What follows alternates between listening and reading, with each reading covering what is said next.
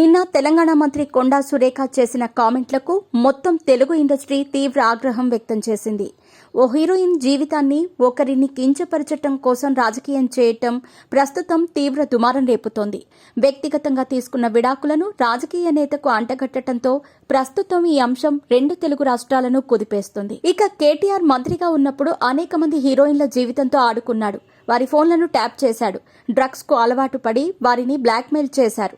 చాలా మంది కేటీఆర్ ను భరించలేక పెళ్లిళ్లు కూడా చేసుకున్నారు అని మంత్రి గారు తీవ్ర ఆరోపణలు చేశారు. అంతేకాదు, ఏకంగా సమంతను నాగార్జునే కేటీఆర్ దగ్గరకు వెళ్లమన్నారు. ఆమె వెళ్లకపోవడంతోనే విడాకులయ్యాయి. సమంత నాగచైతన్య విడిపోవటానికి కేటీఆరే కారణమని ఇష్టానుసారంగా నోటికొచ్చినట్టుగా నిన్నటి మీడియా సమావేశంలో మాట్లాడారు. ఈ అంశం తీవ్ర దుమారంగా మారింది. ఒక్కొక్కరిగా తెలుగు ఇండస్ట్రీ కదిలి వస్తుంది. మొదటగా వెంటనే స్పందించిన నాగార్జున వ్యక్తిగత విషయాలను రాజకీయం చేయటం ఏంటి, వెనక్కి తీసుకోవాల్సిందే అన్నారు. అంతేకాదు, నాగచైతన్య కూడా రీట్వీట్ చేశాడు. ఇక స్పందించిన సమంత, నన్ను రాజకీయాల్లోకి లాగొద్దు, నేను దూరంగా ఉంటా, మేం వ్యక్తిగత కారణాల వల్ల విడాకులు తీసుకున్నామని ట్వీట్ చేశారు. ఇలా సమంతకు ఒక్కొక్కరుగా సపోర్ట్ చేశారు. అమలు కూడా ఈ విషయాన్ని తీవ్రంగా పరిగణించారు.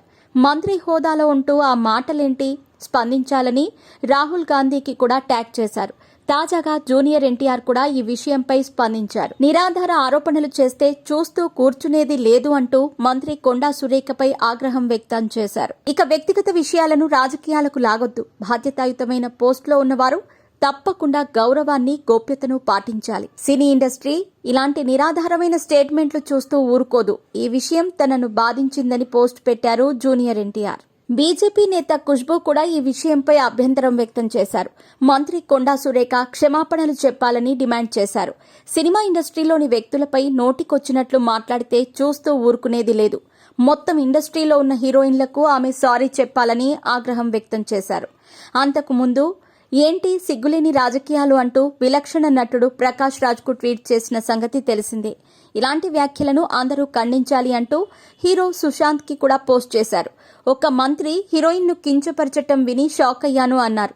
ఇలాంటి బాధ్యతారాహిత్య ప్రవర్తనను అందరూ ఖండించాలి అని ట్వీట్ చేశారు. ఇక ఏ చెత్త మాట్లాడినా చెల్లిపోతుందని రాజకీయ నాయకులు భావించటం జీర్ణించుకోలేకపోతున్నా అని హీరో నాని కూడా స్పందించారు. ఇలా మీడియా సమావేశంలో మాటలు మాట్లాడటం సరికాదు, సమాజంపై తీవ్ర ప్రభావం చూపే ఈ విషయాన్ని అందరూ ఖండించాల్సిందేనని అన్నారు. తనపై ఈ వ్యాఖ్యలకు కేటీఆర్ బుధవారమే లీగల్ నోటీస్ పంపారు. సమంత నాగచైతన్య విడిపోవటానికి కారణమంటూ ఆమె చేసిన వ్యాఖ్యలను కొండా సురేఖ వెంటనే వెనక్కి తీసుకోవాలి. దురుద్దేశపూర్వకంగా అబద్దాలు, అసత్యాలు మాట్లాడినందుకు బహిరంగ క్షమాపణ చెప్పాలి అని కేటీఆర్ లీగల్ నోటీసుల్లో డిమాండ్ చేశారు.